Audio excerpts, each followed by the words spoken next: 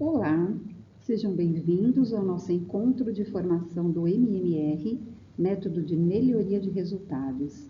Eu sou a Sandra Corá, juntamente com a Adriana e a Érica, da equipe de anos iniciais da Diretoria de Ensino de Santo André, trazendo mais uma contribuição de conteúdos de formação para aprimoramento dos aspectos de leitura e desta vez com foco em desenvolvimento do pensamento crítico. Convido-os a participarem deste momento, onde nossa dedicação é melhorar os resultados obtidos para avançar em língua portuguesa, no que se refere à leitura, compreensão e desenvolvimento do pensamento, formando um cidadão crítico, autônomo e independente. O intuito do MMR é exatamente buscar alternativas de soluções, para que o resultado apresente melhora no aprendizado.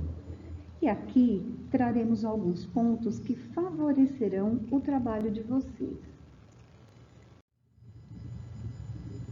A nossa pauta de hoje contará com apresentação e acolhimento, objetivos, BNCC e expectativas, leitura e pensamento críticos, mão na massa, habilidades na prática, exibição de vídeos, consequências da não consolidação e o nosso encerramento.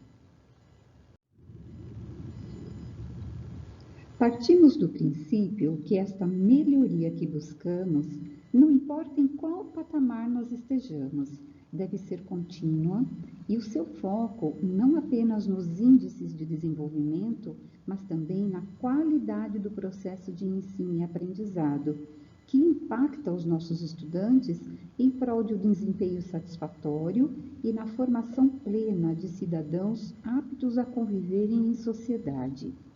E lembramos também que o plano de melhoria que ele deve ser desenvolvido consiste desde o desdobramento da busca ativa, de acordo com a realidade e a necessidade de cada unidade escolar, até a análise dos processos e o reconhecimento e eleição de propostas, atividades que agreguem para a finalidade a qual desejamos. Os nossos objetivos, então, são: primeiro, verificar a perspectiva da BNCC. Segundo, distinguir fato e opinião. Terceiro, enriquecer com o embasamento teórico. 4. Conhecer a leitura crítica e os seus aspectos. 5. Levantar as dificuldades no aprendizado e as suas consequências. 6. Oferecer estratégias de trabalho. Mas o que nos diz a Base Nacional Comum Curricular? Exercitar a curiosidade intelectual e recorrer à abordagem própria das ciências, incluindo a investigação, a reflexão, a análise crítica, a imaginação e a criatividade, para investigar causas, elaborar e testar hipóteses, formular e resolver problemas e criar soluções, inclusive tecnológicas, com base nos conhecimentos das diferentes áreas. Essa competência trata do desenvolvimento do raciocínio, que deve ser feito por meio de várias estratégias, privilegiando o questionamento, a análise crítica e a busca por soluções criativas e inovadoras. Esta visão, ela privilegia o estudante ao pleno desenvolvimento do seu raciocínio, com poder de entendimento, de argumentação, a partir de observações, de pensamento e reflexões que desperte a perspicácia, a sagacidade com um certo critério, com bom senso e com discernimento. Através de métodos diferentes, onde o estudante aprende a questionar, a examinar, a explorar, formando e expondo a sua própria opinião com certa crítica, Então, com criticidade, de forma crítica, aprendendo a raciocinar sobre o que ele está vendo e, por fim, encontrar e até criar soluções novas, inéditas. O que se espera que os estudantes desenvolvam desde os anos iniciais? Interpretar mensagens e dados com precisão para criar opiniões com base. Questionar por meio de perguntas a fim de mudar ideias e inovar com outras soluções. Investigar e criar para a solução de problemas. Pesquisar, testar, modificar e associar com ideias que contribuam no alcance de objetivos. Realizar e colocar em prática as informações adquiridas. Levantar hipóteses com lógica e argumentação. E efetuar comparações de ideias e informações diferentes e realizar resumos e conclusões. Então, a partir do momento que o estudante tem as suas próprias opiniões e conclusões, é importante que ele saiba entender, interpretar a mensagem exatamente, depois dele ter comparado com diferentes dados e conceitos. Então, ele conhece, ele entende, se apropria, sintetiza e conclui, para então chegar à sua própria opinião. As perguntas, elas vão servir para abrir esse caminho, esse raciocínio, essa inteligência, com novos olhares, trazendo soluções que permitam que ele consiga realizar o objetivo. E por meio dessa pesquisa, espera-se que o estudante apresente ideias, sugestões e também consiga aplicá-las com o poder de explicar, de justificar o seu pensamento com uma certa racionalidade e também com lógica. Refletindo a leitura na sala de aula. Nas últimas décadas, a leitura ganhou o entendimento de que trata-se de um movimento inteligente e não apenas uma ação automática que traduz textos a partir de símbolos, letras, palavras e frases. Durante a leitura, ações de entendimento vão surgindo e construindo o significado do texto. Percebemos que fica muito clara a importância da leitura. Então, ela não é mais uma atividade isolada, automática, mecânica, mas ela exige a compreensão daquilo que está sendo lido, para que haja a atribuição de um significado, de um sentido, a partir da leitura realizada. E após a leitura, o texto ganha então uma essência, um sentido do leitor. Teresa Colomer é professora de Didática da Língua e Literatura na Universidade Autônoma de Barcelona. Foi premiada em 1990, juntamente com a Ana Campos, pela obra Ensinar a Ler, Ensinar a Compreender. Criou, coordenou o primeiro curso de pós-graduação em bibliotecas escolares, lá na Espanha, além de coordenar e publicar vários registros sobre o ensino de leitura e de literatura. Segundo elas, a leitura é um exercício de observação e também de discernimento, para que uma mensagem seja construída a partir da leitura. Então, ler, antes de tudo, é um ato de raciocínio, já que se trata de saber orientar uma série de raciocínios no sentido da construção de uma interpretação da mensagem escrita, a partir da informação proporcionada pelo texto e pelos conhecimentos do leitor, e, ao mesmo tempo, iniciar uma outra série de raciocínios para controlar o progresso dessa interpretação de tal forma que se possam detectar as possíveis incompreensões produzidas durante a leitura. Ensinar a ler, ensinar a compreender, Porto Alegre, Artmed 2002, página 31. Por que o estudante lê e não entende? Será que ele não tem vontade de pensar sobre o que leu? Não tem prática na leitura? Será que ele não tem o hábito de ler? Não conheceu leituras agradáveis e incentivadoras? Ou a leitura fora da escola não existe por falta de material, de recursos, nível social, valorização e estímulos em geral?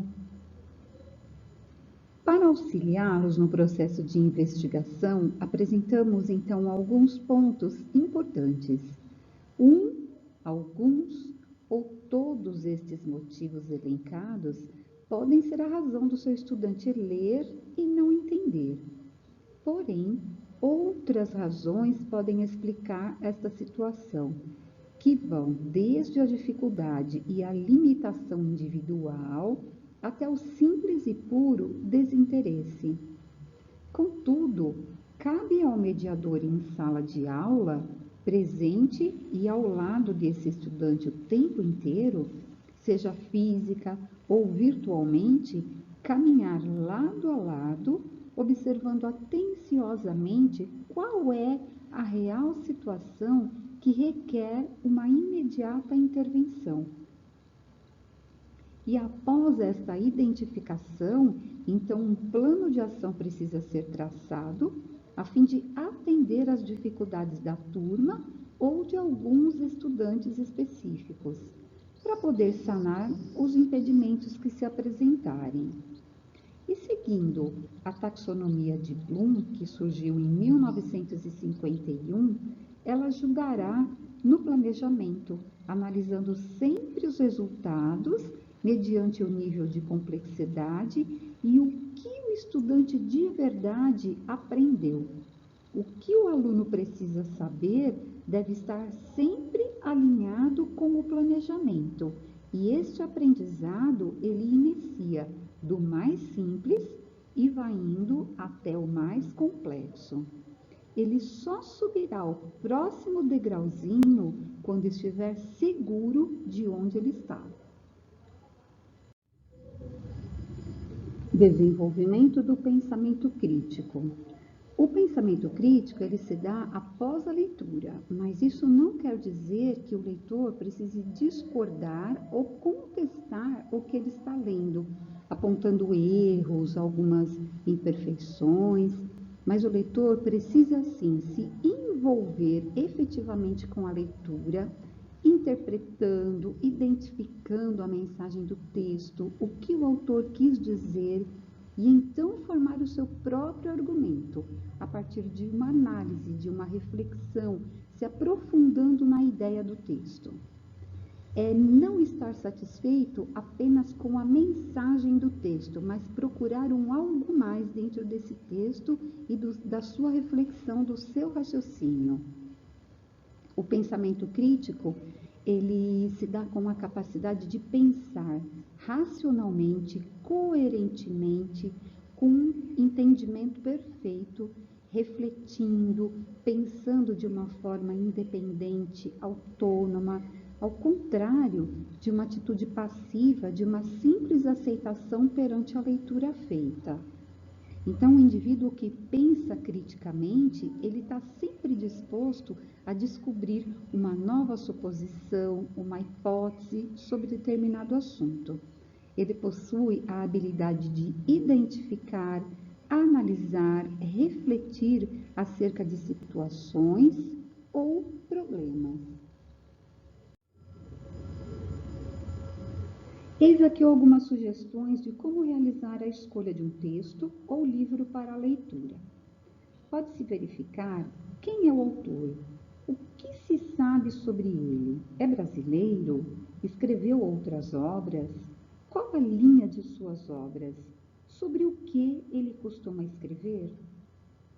E o título, qual é o título? O que esse título sugere? O que ele nos diz? A qual pensamento este título nos remete?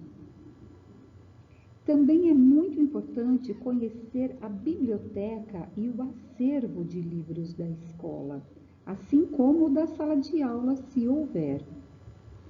Textos atraentes que despertem a atenção, que promovam a curiosidade para saber mais, para ler mais. Histórias partilhadas em capítulos, gerando uma expectativa, uma espera gostosa para o próximo capítulo. Tudo isso promove momentos prazerosos de concentração e atenção, onde a leitura ela vai proporcionar o raciocínio. A Base Nacional Comum Curricular diz o seguinte: uma das competências da educação básica é o emprego de diferentes linguagens para a comunicação de informações, experiências, ideias e sentimentos. Em língua portuguesa, os gêneros textuais oferecem diversidade na leitura, escuta e produção de textos. Então, vale ressaltar que um dos principais compromissos da escola é formar leitores críticos. Por exemplo, a leitura de notícias através do jornal ou internet. O que ela proporciona? Ela proporciona o hábito de ler e indicar leituras, a atualização e a informação de diferentes matérias, a formulação de pensamentos que geram opiniões e críticas e a interação através da escrita, postagens, carta de leitor.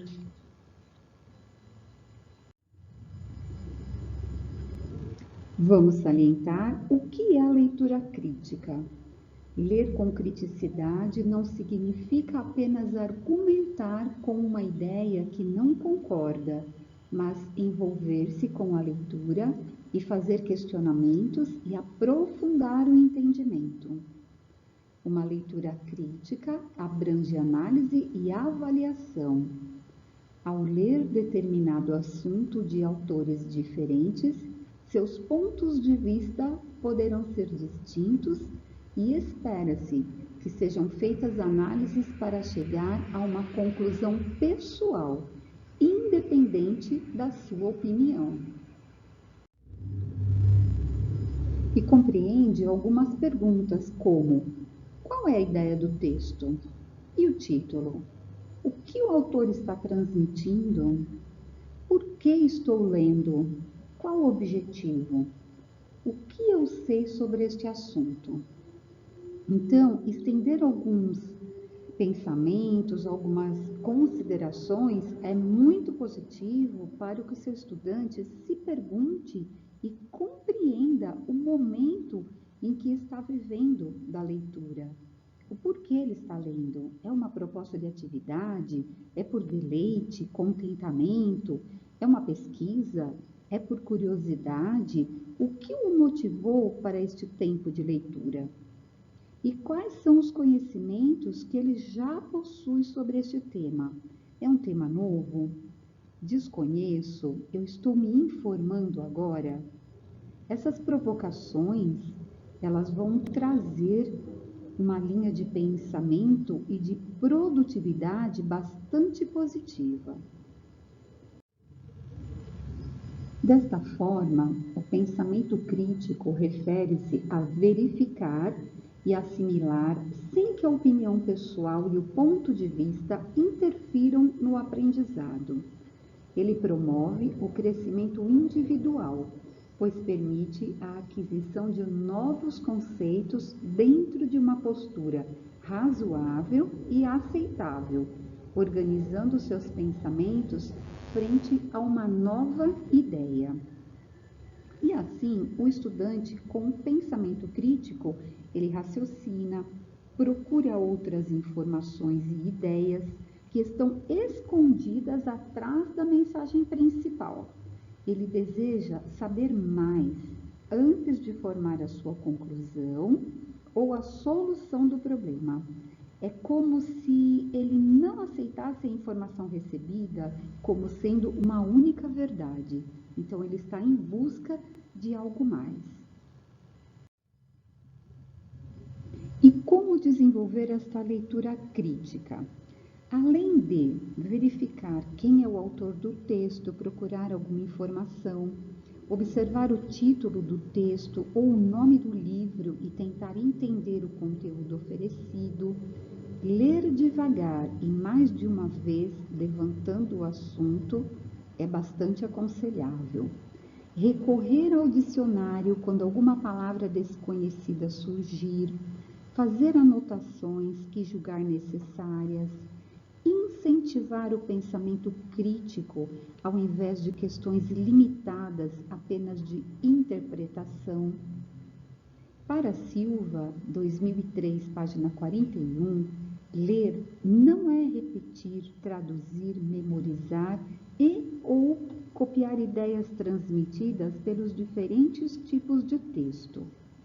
Silva nos remete ao uso da criatividade, da curiosidade, do raciocínio, do pensamento, da argumentação, da ponderação, sobretudo.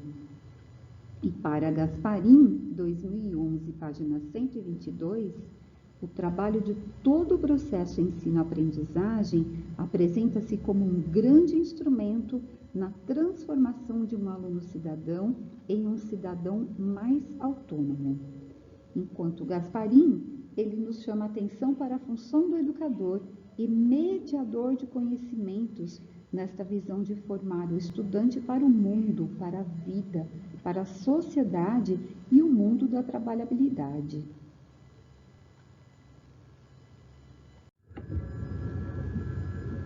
E aqui podemos constatar a contribuição e intervenção que tanto favorecem nestas ações. Ser facilitador é a maneira ideal do professor promover debates e estimular o pensamento dos estudantes. Realizar perguntas bem formuladas provocam o aprofundamento do pensamento, a reflexão, a criatividade, desenvolve a oralidade e a expressividade, possibilitam outras descobertas, desperta o gosto, a curiosidade pela leitura e o aprendizado, além de facilitar um melhor conhecimento do conteúdo da leitura.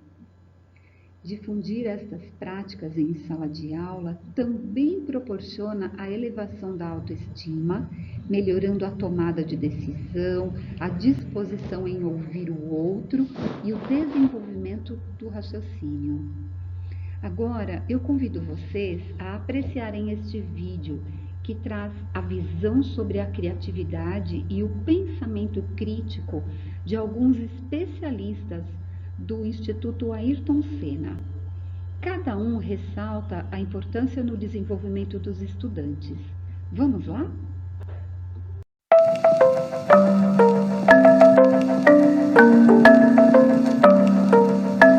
Criatividade e pensamento crítico, eu acho que não são simplesmente importantes, elas são, primeiro, uma marca humana, né, vital para a existência, e outra, uma necessidade. Sem elas, a gente não existiria. Bom, eles são fundamentais, então, para inovar e para a gente também lidar com os problemas complexos do dia a dia. E como a gente tem, que eu já mencionei, né, aquela questão do senso comum, de que a criatividade é para poucos, o pensamento crítico você só desenvolve mais velho, etc. Isso está muito, às vezes, enraizado também nos professores. E você quebrar esse conceito que está na cabeça de muitas pessoas, né, isso é muito importante. E a gente fala de criatividade, fala de pensamento crítico, que normalmente são competências que são consideradas como a criatividade é para gênio, é só para quem já nasceu com isso, né? Como que a gente quer que esses cidadãos vão atuar nessa sociedade, que eles vão ter um papel diferenciado, uma dinâmica cada vez mais veloz, onde espera que essa pessoa ela atue, que ela seja produtora, que ela seja autora, direto ou indiretamente. As próprias redes sociais já requer esse perfil mais atuante do cidadão, e a gente tem uma escola, uma educação descolada dessa realidade. As instituições elas vão se engessando demais, elas vão estabelecendo muitos limites, E nesse movimento ela vai, não muito lentamente, mas ao longo dos séculos, ela vai cada vez negando mais o humano. Né? O humano em que sentido? Nesse sentido único, individual, na diversidade, na particularidade, que é onde está a essência da criatividade e do pensamento crítico. Então o que nós temos que fazer é instigar isso, é acordar, é despertar. Primeiro o professor tem que entender o que são essas competências e como elas são, quais são os espaços que ele tem na prática pedagógica dele para poder possibilitar desenvolvimento dos estudantes. E, na verdade, a gente está falando de criatividade e pensamento crítico dentro do âmbito escolar. Então, quando a gente trabalha com o desenvolvimento dessas competências, com a avaliação formativa dessas competências, o que a gente traz para os educadores é que eles devem trabalhar o que é a criatividade dentro daquela proposta, daquela sequência didática, daquele dia de trabalho, daquele pensamento crítico dentro daquele conteúdo que ele está desenvolvendo naquele momento. Hoje em dia é muito comum ver o jovem, ele fala, ele tem voz, mas o que ele fala? O que ele fala é verdadeiro? Ele sabe do que ele fala? Ele vai buscar na fonte? Então, tanto de se posicionar criticamente dos acontecimentos da sociedade, que vão chegando e vão entrando, não importa a idade, a criança vai tendo contato com todo tipo de informação, todo tipo de acontecimento. Então, o que é aquilo? Como que eu vou pensar sobre isso? O que eu preciso falar sobre aquilo? Então, esse é o papel da escola em relação a essa mudança social que é cada vez maior. Como você transformar a sua aula numa forma diferente, de você tentar trazer o mesmo conteúdo de uma forma diferenciada, como é que você traz o estudante também, engaja ele naquelas disciplinas e traz mais significado para o que é a escola para aquele estudante, né? Hoje, a criatividade e pensamento crítico já desponta na agenda da educação no mundo todo. E aqui no Brasil a gente vê elas constam nas competências gerais da base comum curricular que foi aprovada e que está sendo implementada.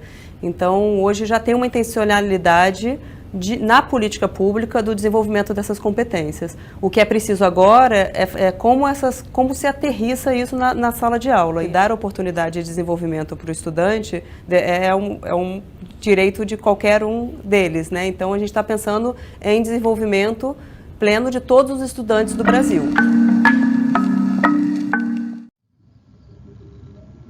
E agora, nós vamos falar um pouquinho sobre fato e opinião. Essa tabela mostra as diferenças de uma forma clara para entender e poder utilizar. Então, ela diz assim: fato é algo verdadeiro e pontual. Existe e não é mudado. Ele é real, aconteceu. Pode ser provado. Não é passível de questionamento. É incontestável. Já a opinião é algo pessoal, é um juízo, um pensamento sobre algo. É uma interpretação que pode ser verdadeira ou não. É um pensamento sobre algo. Mostra a opinião do autor, o que ele acha. Pode ser mudada. É uma impressão emitida acerca do fato.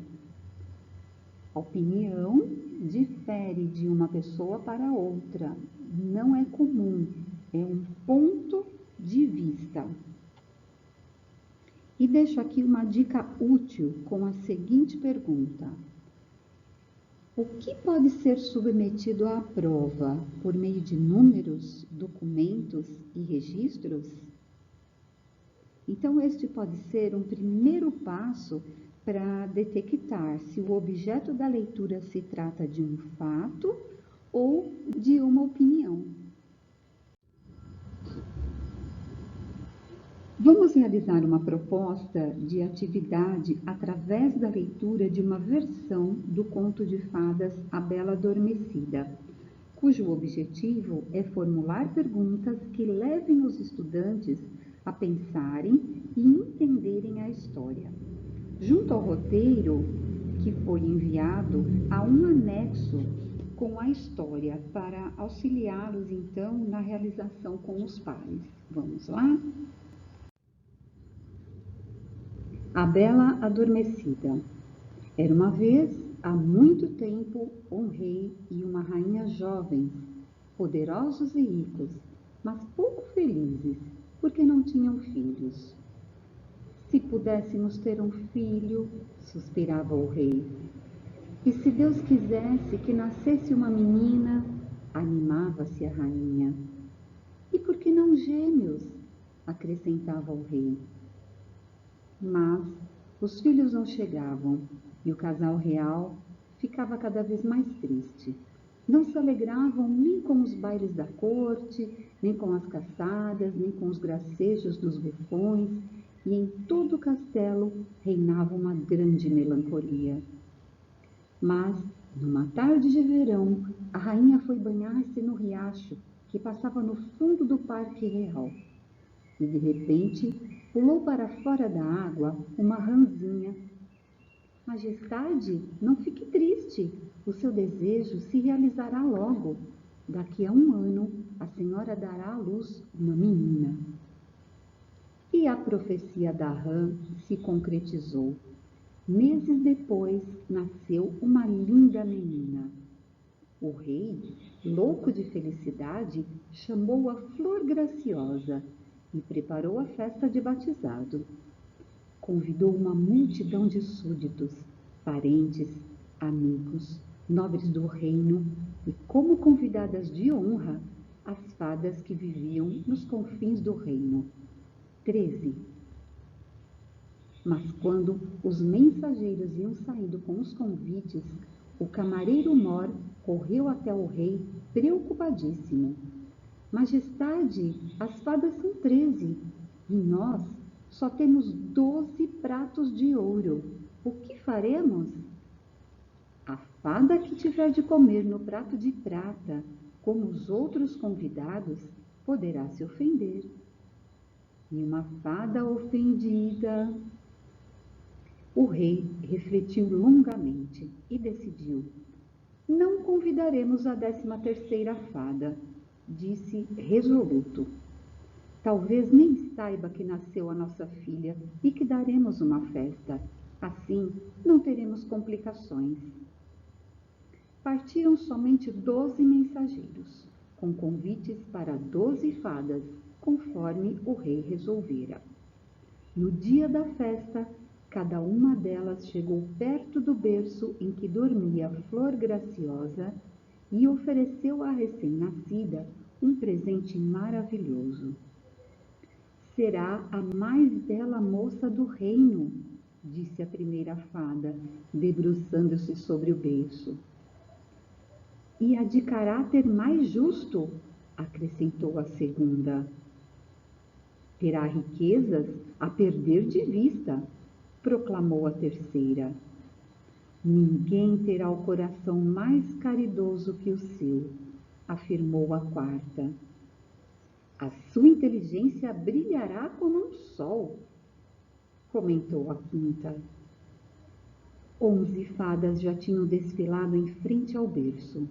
Faltava somente uma, entretida em tirar uma mancha do vestido, no qual um criado desajeitado tinha virado uma taça de sorvete. Quando chegou a 13ª, aquela que não tinha sido convidada por falta de pratos de ouro. Estava com uma expressão muito sombria e ameaçadora, terrivelmente ofendida por ter sido excluída.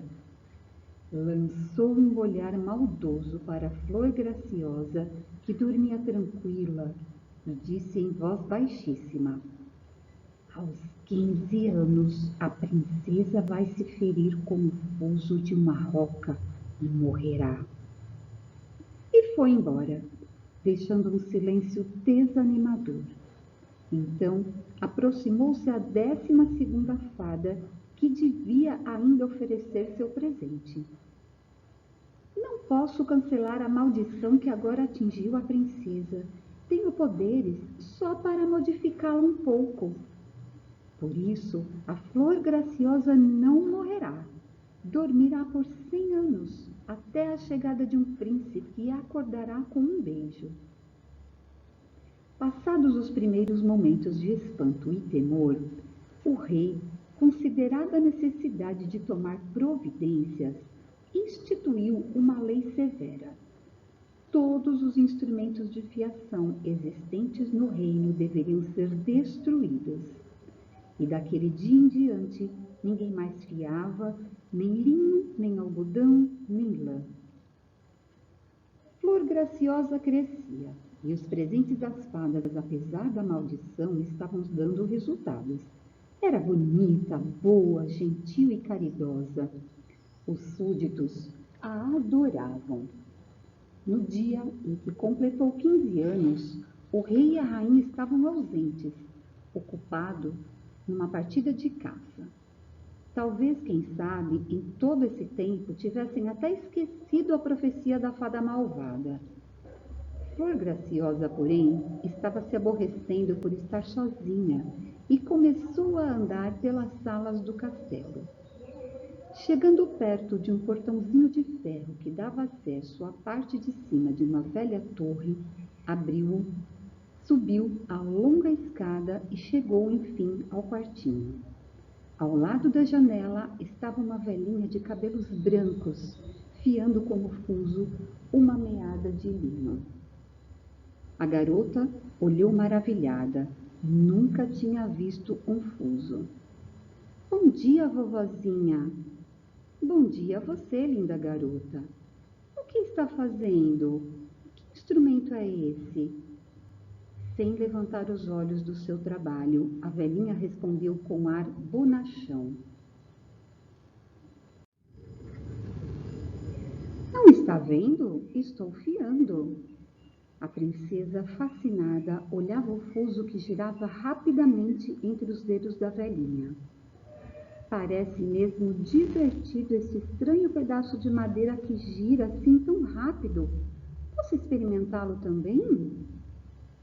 Sem esperar resposta, pegou o fuso. E naquele instante cumpriu-se o feitiço.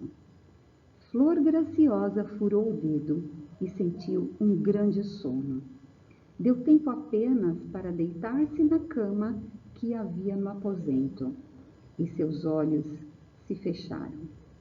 Na mesma hora, aquele sono estranho se difundiu por todo o palácio. Adormeceram no trono o rei e a rainha, recém-chegados da partida de caça. Adormeceram os cavalos na estrebaria, as galinhas no galinheiro, os cães no pátio e os pássaros no telhado.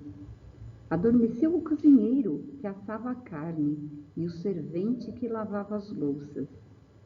Adormeceram os cavaleiros com as espadas na mão e as damas que enrolavam seus cabelos. Também o fogo que ardia nos braseiros e nas lareiras parou de queimar. Parou também o vento que assobiava na floresta. Nada e ninguém se mexia no palácio, mergulhado em profundo silêncio. Em volta do castelo surgiu rapidamente uma extensa mata, tão extensa que após alguns anos o castelo ficou oculto. Nem os muros apareciam, nem a ponte levadiça, nem as torres, nem a bandeira hasteada que pendia na torre mais alta. Nas aldeias vizinhas, passava de pai para filho a história de Flor Graciosa, a bela adormecida que descansava, protegida pelo bosque cerrado. Flor Graciosa, a mais bela, a mais doce das princesas, injustamente castigada por um destino cruel. Alguns, mais audaciosos, tentaram sem êxito chegar ao castelo. A grande barreira de mato e espinheiros, cerrada e impenetrável, parecia animada por vontade própria. Os galhos avançavam para cima dos coitados que tentavam passar, seguravam-nos, arranhavam-nos até fazê-los sangrar e fechavam as mínimas frestas. Aqueles que tinham sorte conseguiam escapar, voltando em condições lastimáveis, machucados e sangrando. Outros mais teimosos sacrificavam a própria vida. Um dia, chegou às redondezas um jovem príncipe, bonito e corajoso. Soube pelo bisavô a história da Bela Adormecida, que desde muitos anos tantos jovens procuravam em vão alcançar. Quero tentar eu também a aventura, disse o príncipe aos habitantes de uma aldeia pouco distante do castelo. Aconselharam-no a não ir. Ninguém nunca conseguiu. Outros jovens, fortes e corajosos como você, falharam.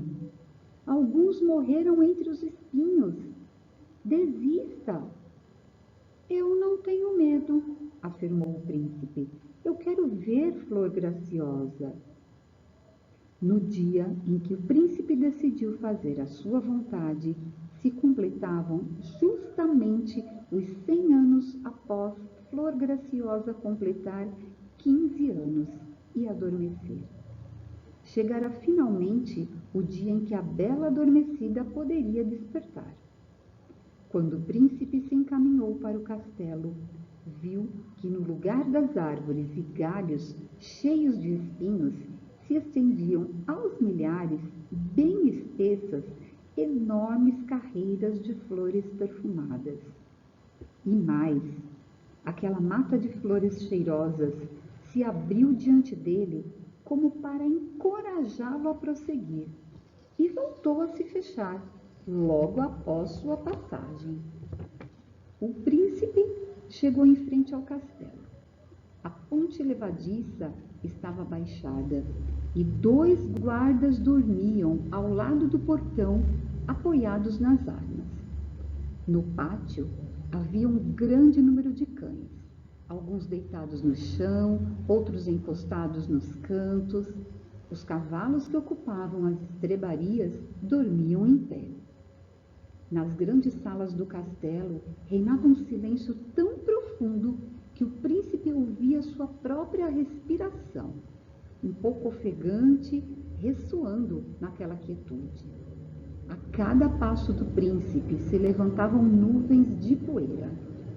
Salões, escadarias, corredores, cozinha, por toda parte o mesmo espetáculo.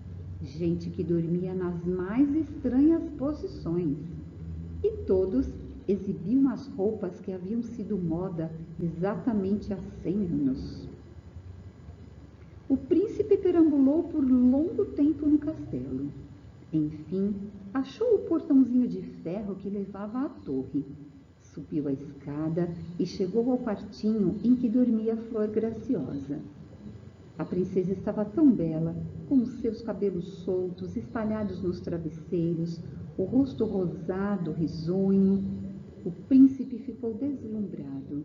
Logo que se recobrou, se inclinou e deu-lhe um beijo. Imediatamente, Flor Graciosa abriu os olhos e olhou à sua volta sorrindo. Como eu dormi! Agradeço por você ter chegado, meu príncipe.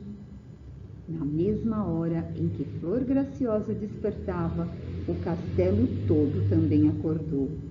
O rei e a rainha correram para trocar os trajes de caça empoeirados. Os cavalos na estrebaria relincharam forte, reclamando suas rações de forragem. Os cães no pátio começaram a ladrar. Os pássaros esvoaçaram, deixando seus esconderijos sob os telhados e voando em direção ao céu. Acordou também o cozinheiro que assava a carne. O servente, bocejando, continuou lavando as louças, enquanto as damas da corte voltaram a enrolar seus cabelos. Também 2 moleques retomaram a briga, voltando a surrar-se com força. O fogo das lareiras e dos braseiros subiu alto pelas chaminés e o vento fazia murmurar as folhas das árvores. Logo, o rei e a rainha correram à procura da filha e, ao encontrá-la, chorando, agradeceram ao príncipe por tê-la despertado do longo sono de 100 anos. O príncipe, então, pediu a mão da linda princesa, que por sua vez já estava apaixonada pelo seu valente salvador. Eu gostaria de deixar uma dica para vocês que quando estiverem ali trabalhando em sala de aula com os seus pequenos, fica a dica que facilita o entendimento da leitura. Então, envolver-se e realizar uma leitura imprimindo bastante emoção, alegria, tristeza, medo, de uma forma mais calma, mais tranquila, mais ponderada, né, do que nós pudemos fazer aqui agora, mas interagindo com eles e também imitando a voz dos personagens de acordo com a faixa etária, alternando a tonalidade de voz.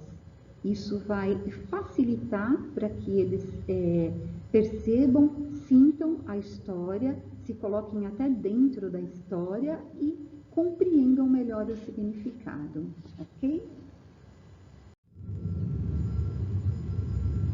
Realizada a leitura de toda a história, vamos observar algumas perguntas elaboradas aos estudantes que podem ser lançadas.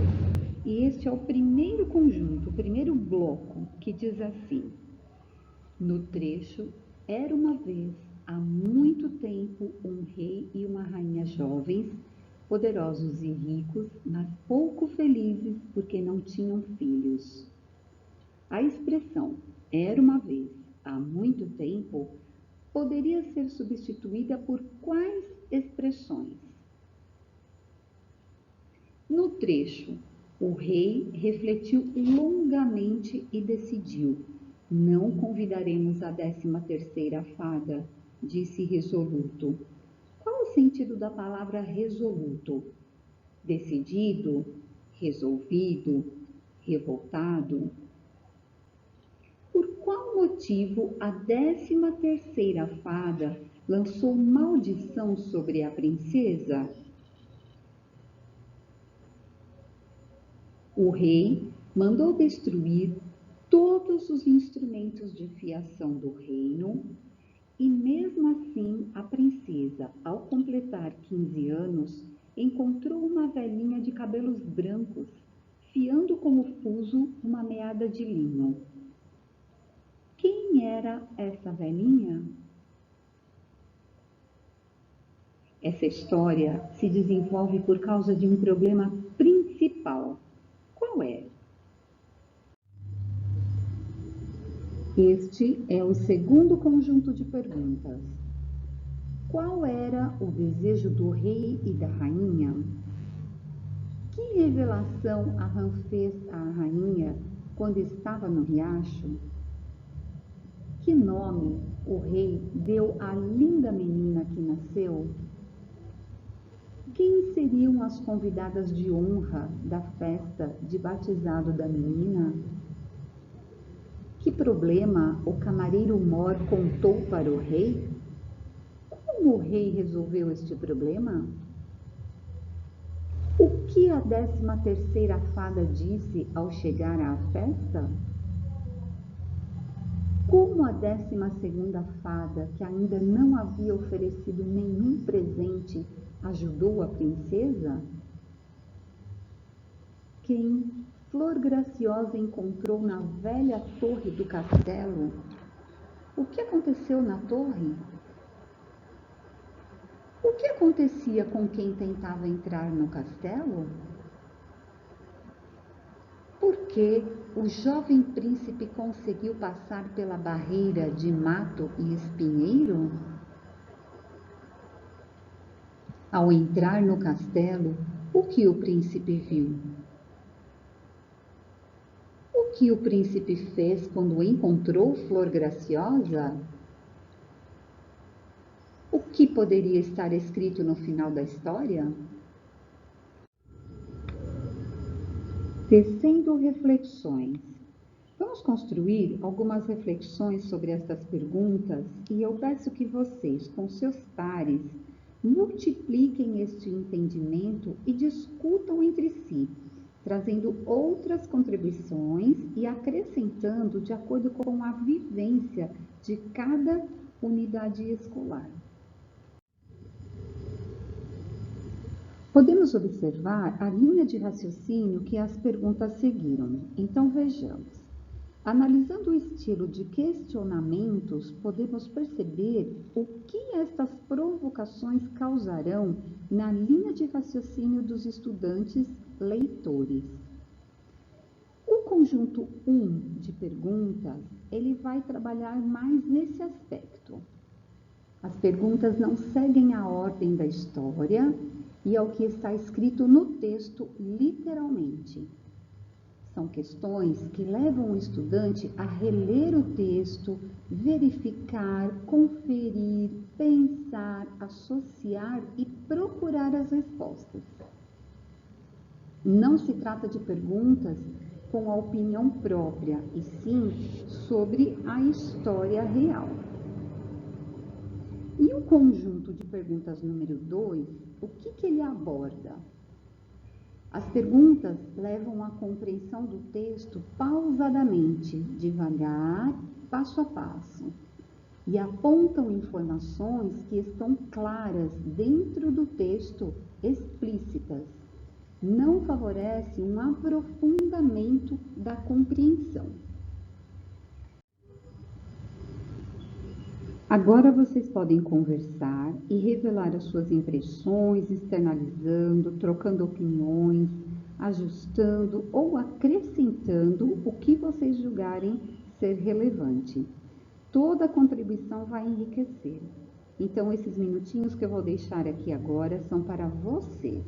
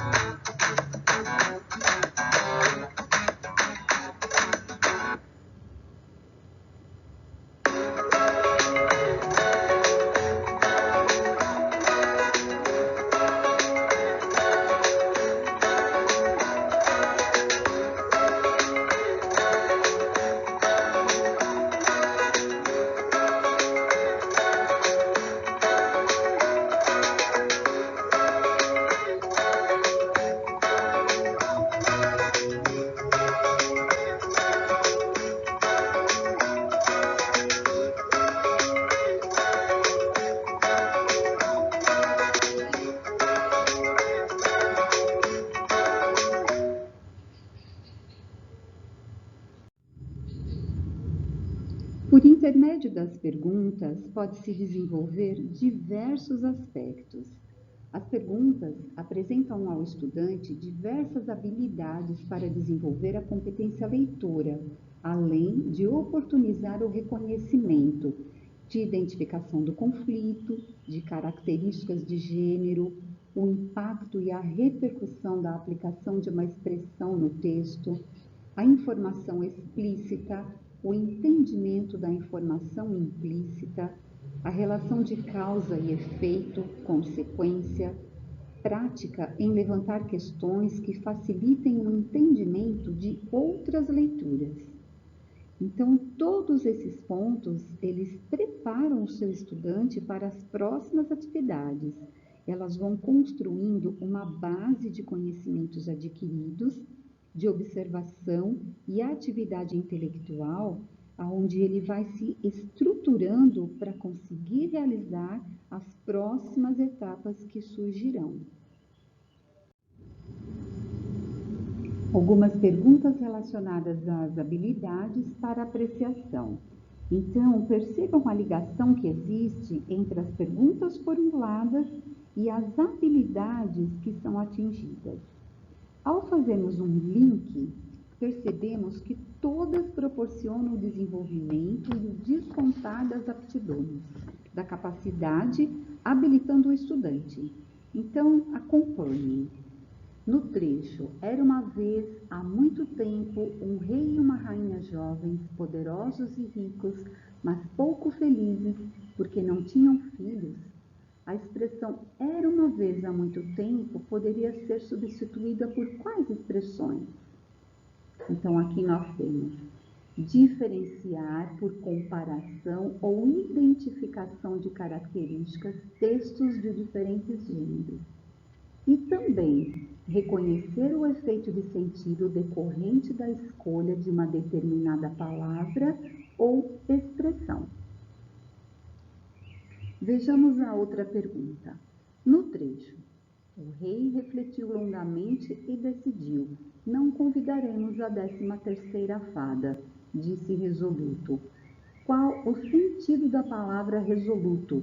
Decidido, resolvido, revoltado? Então, o que nós podemos ver aqui? Inferir o sentido de uma palavra ou expressão. Na seguinte, por qual motivo a 13ª fada lançou uma maldição sobre a princesa? Então, o que pode ser desenvolvido aqui? Localizar uma informação explícita no texto e também estabelecer relação causa-consequência entre partes e elementos do texto. Na seguinte, o rei mandou destruir todos os instrumentos de fiação do reino e, mesmo assim, a princesa, ao completar 15 anos, encontrou uma velhinha de cabelos brancos, fiando com o fuso uma meada de linho. Quem era essa velhinha? Então, poderemos o que aqui trabalhar? Inferir uma informação implícita, escondida no texto. E a outra, essa história se desenvolve por causa de um problema principal. Qual é? Então, identificar o conflito gerador do enredo e os elementos que constroem a narrativa. E assim, percebendo as evoluções que acontecerão, que ocorrerão, fica claro o que se pretende alcançar com cada proposta, com cada questão lançada. Qual frase representa uma opinião? Essa proposta de atividade, vocês vão conversar com os seus pares e chegar a uma conclusão de acordo com a percepção e o ponto de vista de cada um. Então, na letra A nós temos: mas, numa tarde de verão, a rainha foi banhar-se no riacho que passava no fundo do Parque Real. Aqui nós podemos dizer que é uma opinião? Está afirmando? Há alguma dúvida? Pode ser provado? Letra B. Meses depois, nasceu uma linda menina. E esta frase pode representar uma opinião? Trata-se de um pensamento, de um ponto de vista? Letra C. A fada que tiver de comer no prato de prata, como os outros convidados, poderá se ofender. E aqui? É uma afirmação? É um fato? É um palpite? O que vocês acham? Letra D. Talvez nem saiba que nasceu a nossa filha e que daremos uma festa. Esta frase passa alguma dúvida, alguma certeza? Quais eram mesmo as dicas de observação? Então, compartilhem entre os pares e comparem as conclusões a que vocês chegaram.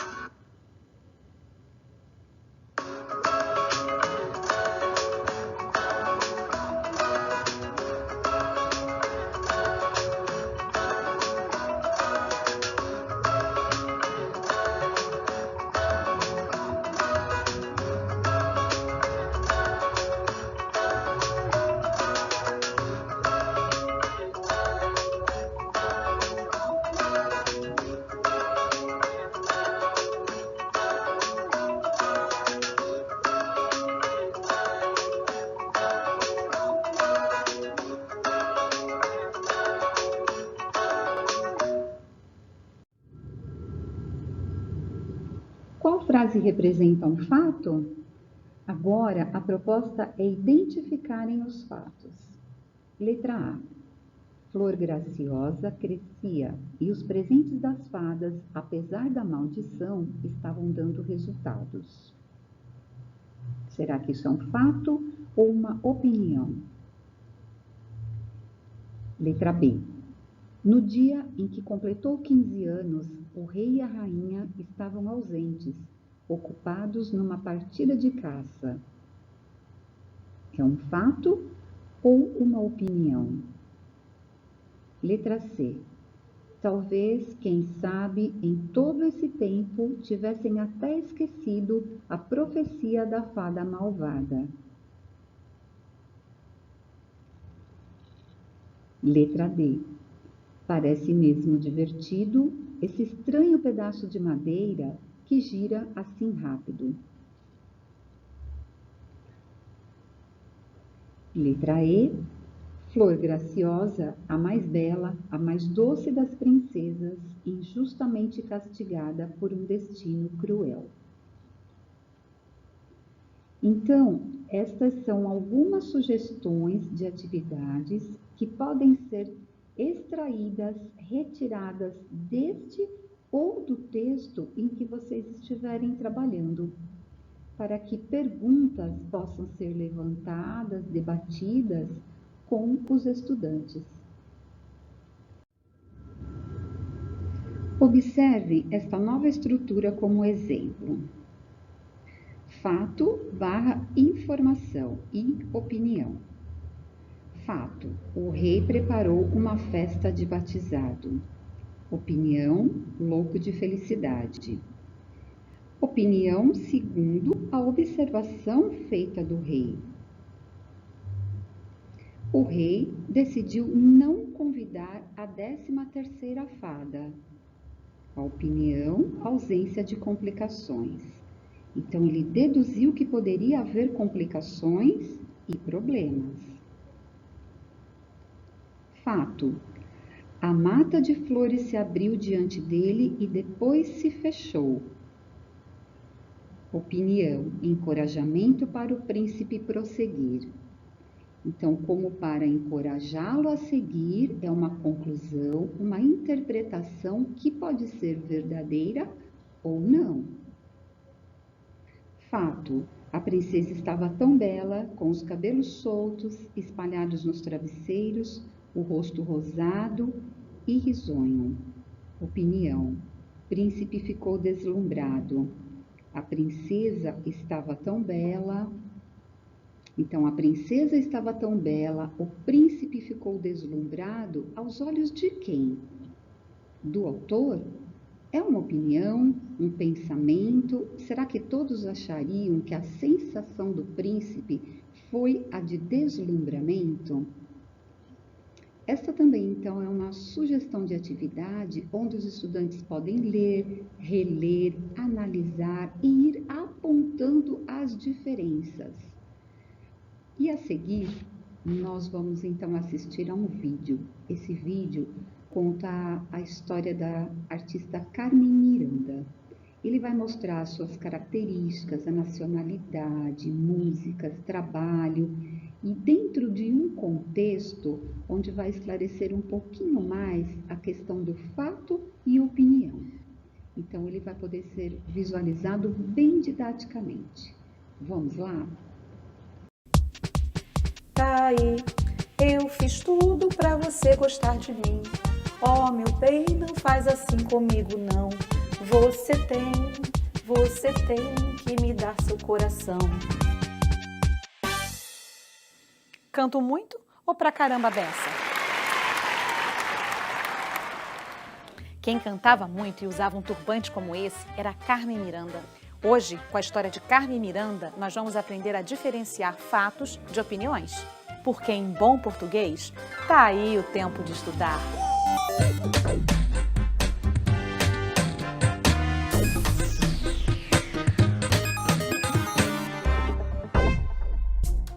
Tem um livro incrível que conta a história da cantora. Esse aqui, ó, Carmen, a Grande Pequena Notável, escrito por Heloísa Seixas, a partir da pesquisa de Júlia Romeu e ilustrado por Graça Lima. Olha só que irada essa capa. Pelo título, já dá para desconfiar do que se trata, não é? Conta a trajetória de Carmen Miranda. É uma biografia. Biografia. Esse tipo de livro retrata a vida de uma pessoa desde o seu nascimento. Eu escolhi trazer uma biografia para vocês porque eu acredito que essa é uma forma interessante de apresentar o tema de hoje. A diferença entre fato e opinião é que numa biografia são apresentadas muitas informações sobre uma pessoa, ou seja, fatos. Por exemplo, seu nascimento, infância, trajetória pessoal, vida profissional, entre outras coisas. Quer dizer, informações objetivas sobre a pessoa. Só que como isso é contado sob a ótica de um autor, é claro que nós vamos encontrar também algumas opiniões sobre o homenageado. Essas opiniões representam informações subjetivas. Quando eu disse o título do livro e o nome das autoras, eu apresentei fatos. Algo que costuma ser inquestionável. Ninguém duvida dessas informações. Estão na cara, quer dizer, na capa. Mas, quando eu disse que a capa do livro é irada, olha só que irada essa capa. Eu dei minha opinião, atribuindo a ela um valor. Isso acontece principalmente quando usamos adjetivos ou outras palavras que qualificam. As opiniões variam de pessoa para pessoa. É igual time de futebol, cada um tem o seu. No máximo, a gente lamenta. Mas chega de conversa. Bora conhecer um pouco mais sobre essa figura. Ela não era grande, era até baixinha. Tinha só 1,52 m de altura. Mas foi a maior mesmo. Tanto que ganhou o apelido de Pequena Notável. E notável é aquilo que se nota, que chama atenção, que é grande. Talvez devêssemos dizer que ela era a Pequena Grande Notável. Ou a Grande Pequena Notável. O nome dela era Carmen Miranda e ela foi a brasileira mais famosa do mundo. Conquistou os 4 cantos do planeta cantando e dançando. Virou um dos maiores símbolos do nosso país. Até hoje, poucas pessoas são tão imitadas quanto ela. Olhe que essa história começou há mais de 100 anos. Salve, torcida alvinegra! Que mané, torcida alvinegra? Eu tô falando de outra coisa. É que naquela época, a maioria dos filmes e das fotografias não tinha cores, era tudo preto e branco. Mas como eu ia dizendo, Carmen era uma brasileira engraçada. Nasceu em Portugal. Ninguém podia imaginar que um dia ela acabaria virando mais brasileira do que a jabuticaba e mais carioca do que a praia de Copacabana. Carmen veio para o Brasil ainda bebê, atravessando um oceano inteiro. Isso aconteceu em 1909. O avião já tinha sido inventado por Santos Dumont, mas as pessoas ainda viajavam de navio. Era o maior aperto e um tremendo sacolejo. Nossa, o começo do livro já mostra vários fatos sobre a vida da cantora. Vamos ver se você se lembra de todos. Vai anotando as opções e depois a gente confere. Letra A. A família Miranda desembarcou no Brasil de avião. Letra B. Carmen tinha menos de 1,52 m de altura. Letra C. O apelido de Carmen Miranda era a Pequena Notável. Letra D. Se fosse viva, Carmen teria mais de 100 anos. Vamos ver se você acertou? Se marcou as opções A e B, se deu mal. A família Miranda desembarcou no Brasil de navio. Na época, até existia avião, mas as longas viagens eram feitas, geralmente, pelo mar. Carmen tinha exatamente 1,52 m de altura. Deve ser um pouquinho mais que você.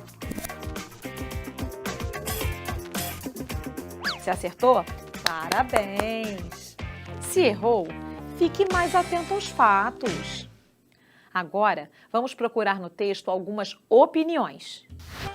Ela não era grande, era até baixinha, tinha só 1,52 m de altura, mas foi a maior mesmo, tanto que ganhou o apelido de a Pequena Notável. As autoras partem de fatos. Carmen era baixinha e seu apelido era a Pequena Notável. A partir disso, a chamam de a maior. Mas é lógico que aqui não estamos falando de altura. O maior, neste caso, se refere a seu grande destaque na cena artística mundo afora. Se as autoras quisessem descrever a fama da cantora como um fato, diriam apenas que ela foi a brasileira mais famosa do mundo, algo incontestável. Bora rever mais um trecho? Carmen era uma brasileira engraçada. Nasceu em Portugal. Ninguém podia imaginar que um dia ela acabaria virando mais brasileira do que a jabuticaba e mais carioca do que a praia de Copacabana.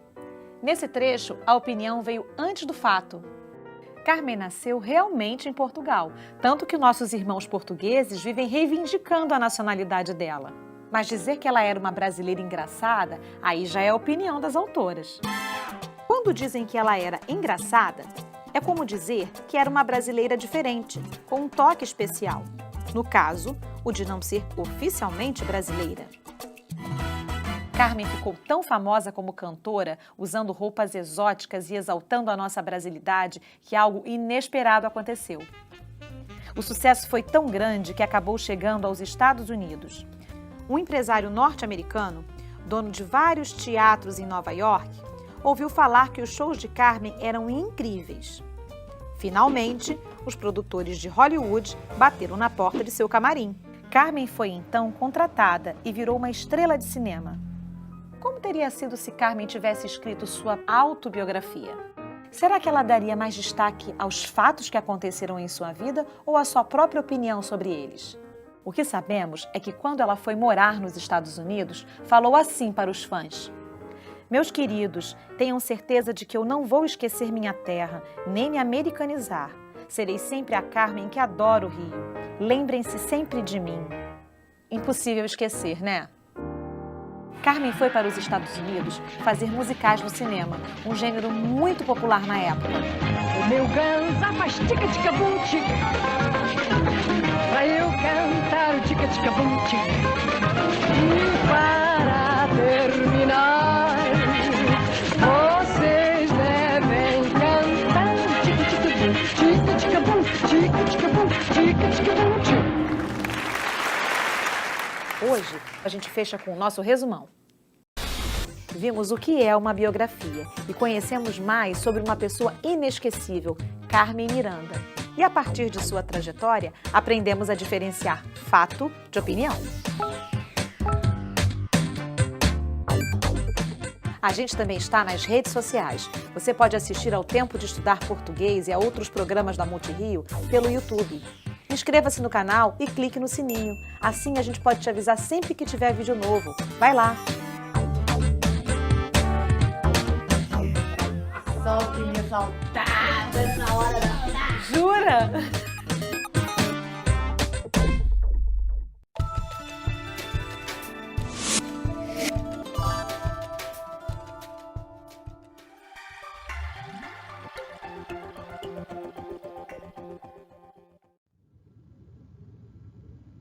E este movimento de distinguir o fato de uma opinião pode ser trabalhado em diversas atividades, como notícia, artigo de opinião, obra de arte, dramatização, letra de música, história em quadrinhos e outras, onde os estudantes podem ser estimulados a pensar, a levantar os dados, a comparar, a decifrar, a discutir entre eles, procurando separar o que é um fato e o que é uma opinião.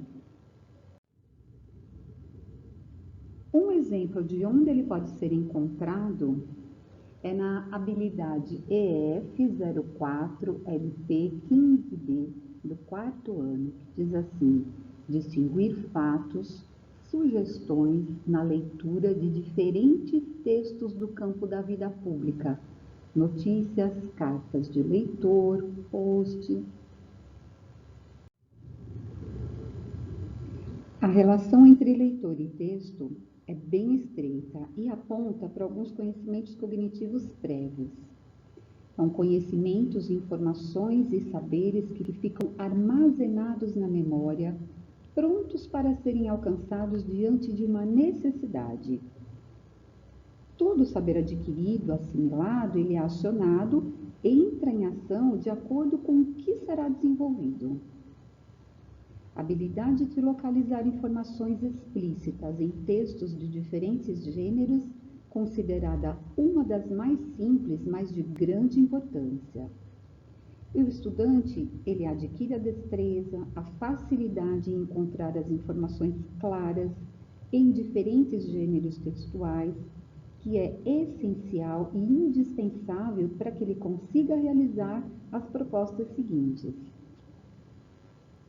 Potencial em localizar a informação principal e o tema, porque o leitor já adquiriu a capacidade de localizar e compreender a mensagem principal e o tema, o assunto, o conteúdo, a ideia.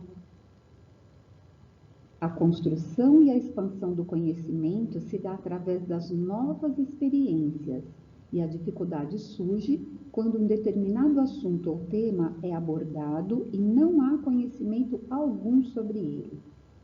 Novas experiências, elas ganham espaço de crescimento quando surge o desafio, e o aprendizado, aí ele vai se construindo. Quando surge a dificuldade, é justamente a oportunidade de adquirir informações quanto aos temas que ainda não são conhecidos.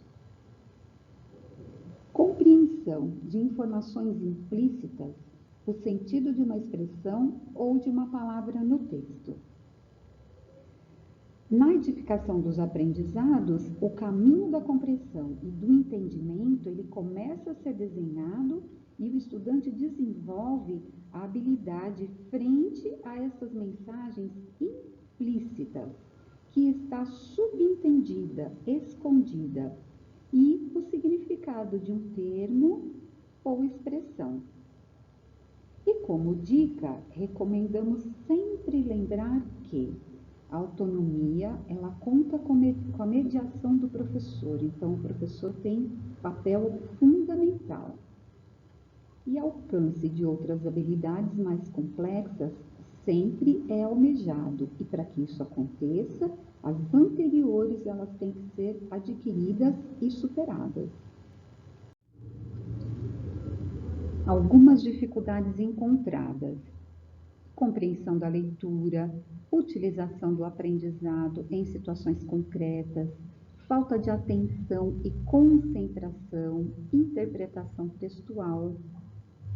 Quantas vezes o estudante lê, relê, não lembra o que acabou de ler e tampouco entende o que leu? A falta de exercício e treino pode ser um fator, mas a falta de concentração prejudica muito, principalmente nesta época de interesses e focos digitais, onde a informação é rápida e as pessoas fazem muitas coisas ao mesmo tempo. A criança também entra nesse ritmo acelerado. Ela ouve, fala, responde, brinca, lê, movimenta-se, come, sem foco em nenhuma atividade que está realizando. Normalmente se apresentam cansadas, com poucas horas de sono, com o pensamento acelerado também.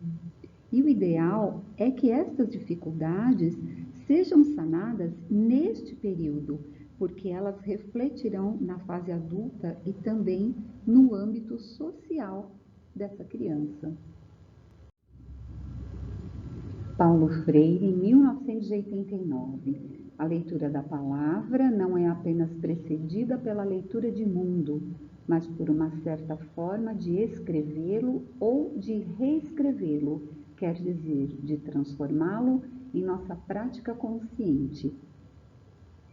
O que o nosso dileto Paulo Freire diz é que não é apenas por meio de conhecimentos do mundo e conhecimentos prévios que é possível realizar a leitura da palavra, mas através da transformação, modificação, trazendo para a experiência, para a vivência, na realidade clara, racional e sensata no dia a dia. E quais são algumas consequências da não consolidação do estabelecimento da aprendizagem? Grande dificuldade no aprimoramento da proficiência em leitura e no letramento. A progressão da complexidade parte do mais simples para o mais complexo, do concreto para o abstrato. Há uma necessidade de compreender fatos e notícias do mundo em que está inserido a partir da mensagem explícita, o que está mais visível, implícita, subentendido e depois entender e comparar informações. Então, muita dificuldade, complexidade na melhoria dos níveis de avanço, lembrando que os níveis de habilidades sofrem uma graduação, eles vão crescendo e vão ficando lacunas e defasagens, e o estudante terá muito a trilhar para poder acompanhar, principalmente em dias de tantos movimentos digitais. É perceptível a redução de vocábulos, especialmente nos diálogos com abreviações, símbolos, dialetos, e as crianças cada vez mais cedo começam a ter esse acesso.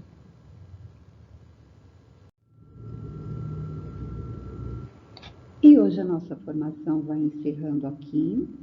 Eu sugiro que vocês sempre retomem, estudem, observando as habilidades que ainda não foram desenvolvidas pelos estudantes. Esse é um ponto muito importante para que possa realmente haver avanços. Deixamos aqui as nossas referências, caso queiram consultar, completar os estudos, e desejamos um ótimo trabalho para todos. Até a próxima!